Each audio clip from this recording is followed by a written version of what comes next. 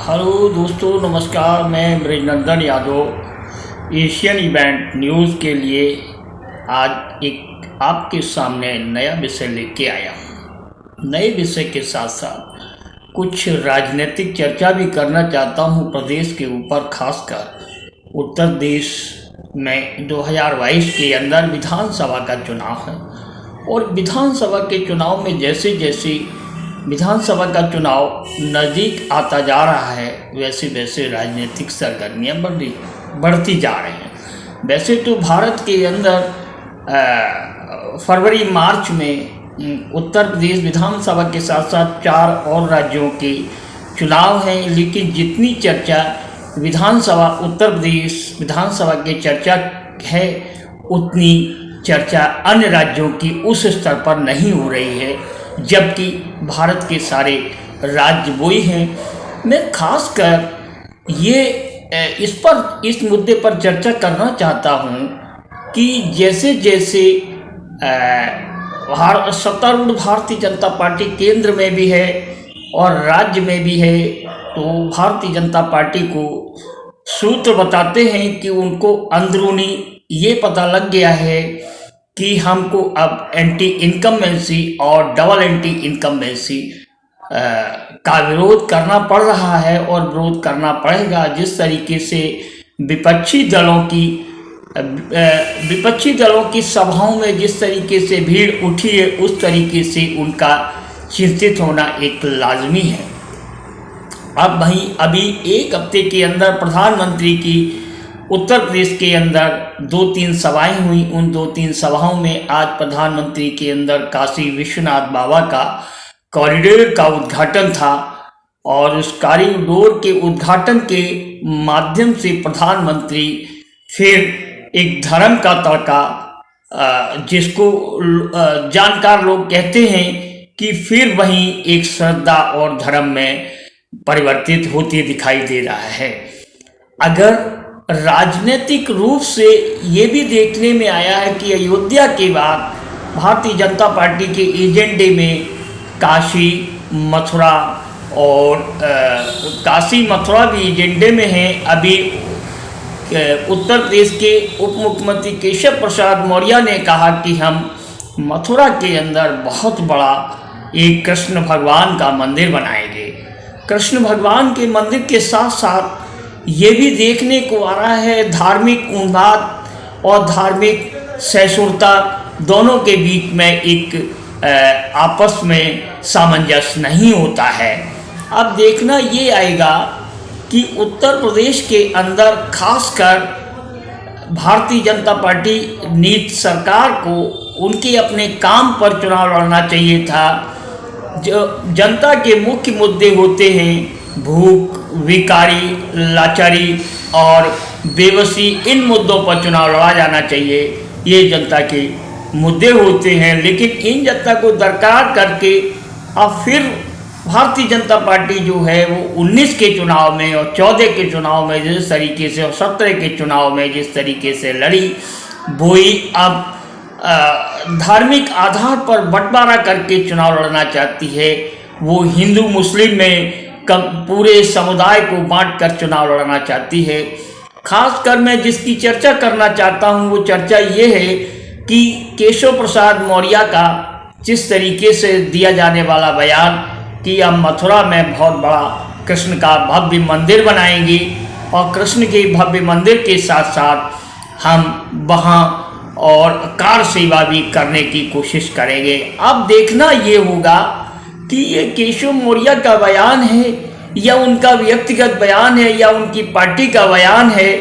सूत्र तो यहाँ भी ये भी बताते हैं कि संघ परिवार, भारतीय जनता पार्टी और संघ परिवार में ये चिंता व्यक्त की जा रही है कि अगर भारतीय जनता पार्टी की उत्तर प्रदेश की जमीन चली गई तो 2022 का चुनाव अगर चला जाता है, उत्तर प्रदेश 2022 में उनके हाथ से निकल जाता है, 2014 की लड़ाई उनके लिए बहुत कठिन हो जाती है।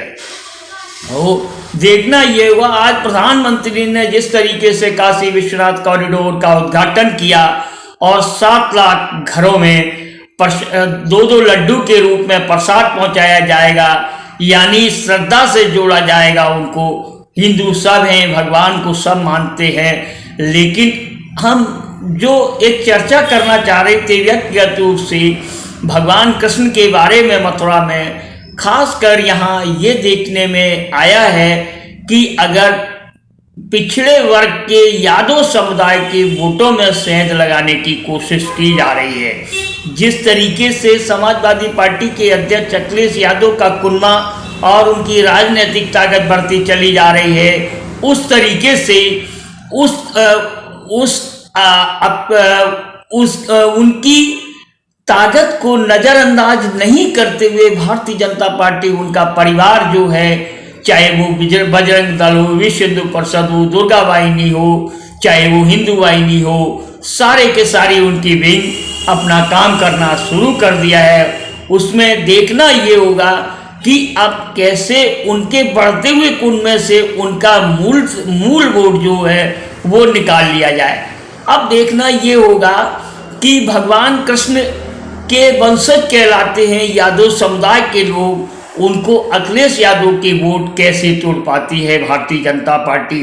यहाँ गौरतलब ये होगा कि भारतीय जनता पार्टी जब तक कृष्ण जन्मभूमि का मुद्दा नहीं उठा सकती है, जब तक उसमें कोई गर्मी नहीं आ सकती है, जब तक यादव समुदाय उनका साथ नहीं देगा।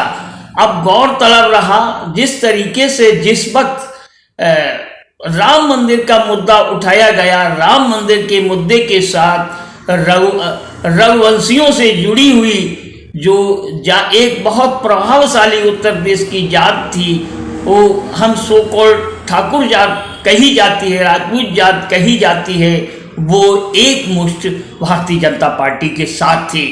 अब उनकी परेशानी यहाँ कृष्ण जन्मभूमि और कृष्ण मंदिर के मामले में ये देखी जा रही है कि अगर किसी तरीके से उनकी इस यादव कम्युनिटी को तोड़ लिया जाए, ये वोट बैंक तोड़ लिया जाए, तो अखिलेश यादव समाजवादी पार्टी के बहुत कमज़ोर हो जाएंगे। दूसरी तरफ वो जोड़ेंगे और दूसरी तरफ ये उनका कोर वोट है। अगर कोर वोट चला जाता है तो हमारे लिए कृष्ण जन्मभूमि और कृष्ण का मंदिर और कृष्ण से संबंधित जो मथुरा वाला मंदिर बनाने में आसान हो जाएगा। हम फिर उसी तरीके के 90 और 92 वाला एक माहौल तैयार कर लेंगे।